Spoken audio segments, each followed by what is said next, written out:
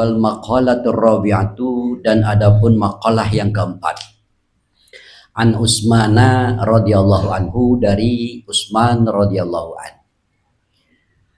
Beliau menyatakan, man tarokat dunya bi an aqallas sab'a wal akla wa abghadas sana'i minan nas ahabbahullahu ta'ala. Man tarokat dunya, barang siapa yang meninggalkan dunia, artinya tidak melulu dunia, bisa dikeseimbangkan, bahkan bisa dikecilkan volumenya tentang dunia.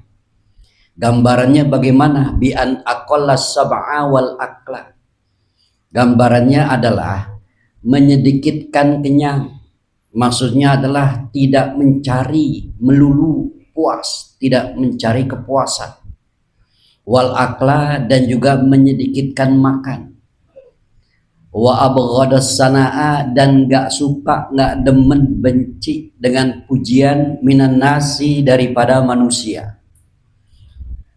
Ini bagian daripada tanda kalau dia itu meninggalkan dunia. Kalau begitu bagaimana? Ahabbahullahu ta'ala. Ahabbahu, maka mencintai akan dia oleh Allah subhanahu wa ta'ala. Maka Allah mencintainya. Kenapa Allah mencintainya? Li'annahu tarakar riya'a wa tafakhur. Karena dia telah menjauhi, meninggalkan sifat riya dan tafakhur, bermegah-megahan, bermewah-mewahan. Nah, inilah dasar daripada daripada menjauhi sifat riya adalah aqallas sab'a wal akla wa abghadas sana. Jika kita mampu untuk menyatakan diri kita tidak melulu, tidak mengejar keduniaan, tidak mengejar puas, dan juga selalu berpuasa, sedikit makan, tidak suka dengan pujian. Nah, kalau begitu Allah suka. Kenapa? Karena dasar-dasar daripada ikhlas telah terdapat pada diri orang tersebut.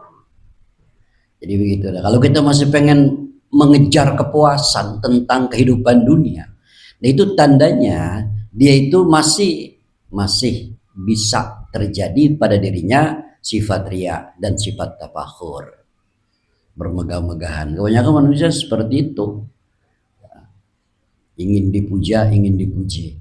Orang yang benci dengan kritik dan orang yang suka dengan pujian, itu tanda-tanda orang yang tidak ikhlas, artinya riya. Kita kan menunggu kritik itu ada sesuatu hal yang bisa membangun kita walaupun sakit dan pedas, tapi itu cambukan untuk sebuah kemajuan. Hidup tanpa kritik sama juga kita loss, bagaikan kendaraan tanpa rem. Kritik alhamdulillah, karena ini membangun dan mencambuk diri kita untuk lebih baik, asal kritikannya yang membangun, yang benar, kritiknya yang apa adanya, nggak dibuat-buat dan sebagainya dah. Nah, orang yang seperti itu tadi, aqallas sab'a wal akla wa abghadan nas wa abghadas sana'a minan nas, itu adalah orang yang Allah cintai. Kenapa? Alasannya adalah tarakar riya'a wa tafakhura.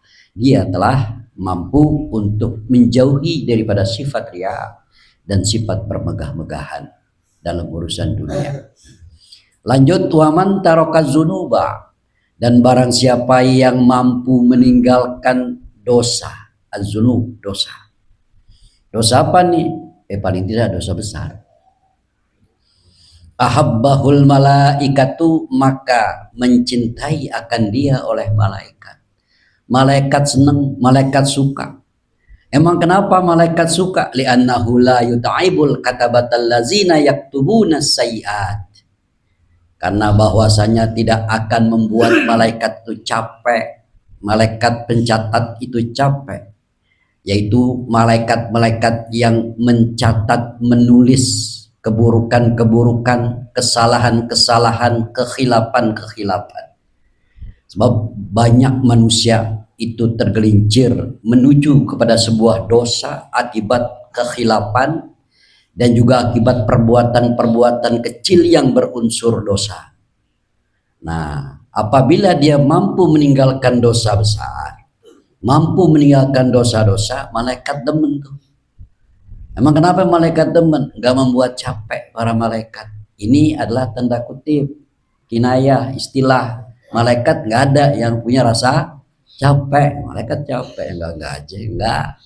Istilah, artinya bahasa percakapan, bahasa hari-harian agar semua kita nih manusia, para pendengar, para pemerhati paham.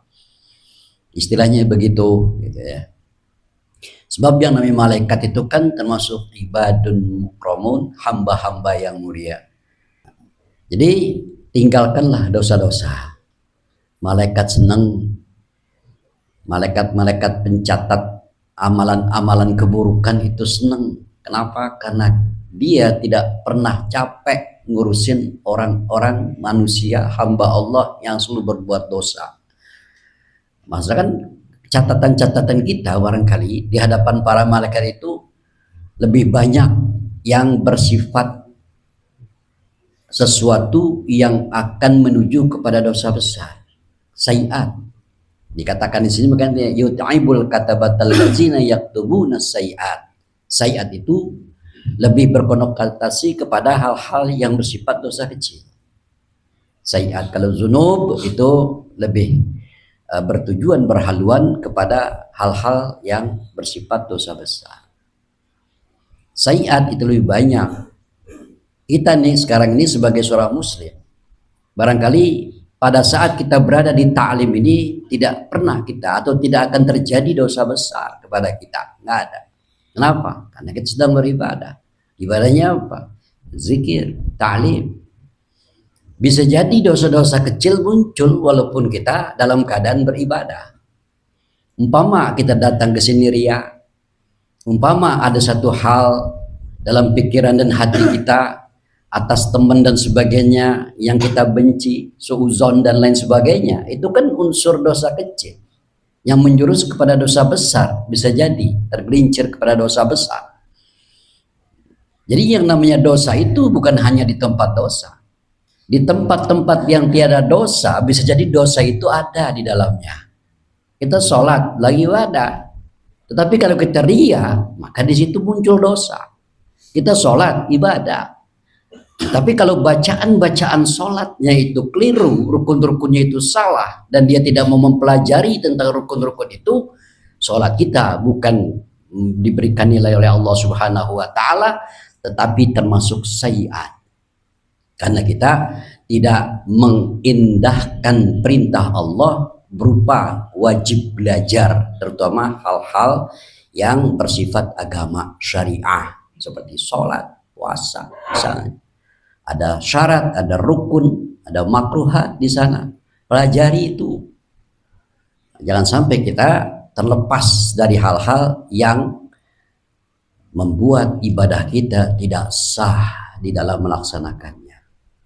Pelajari itu. Kalau kita tidak pelajari, berarti kita termasuk orang-orang yang merendahkan hukum-hukum Allah Subhanahu wa Ta'ala.